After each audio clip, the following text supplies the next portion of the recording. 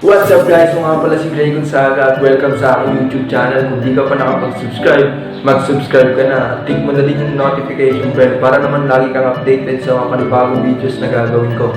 Simulan na natin to.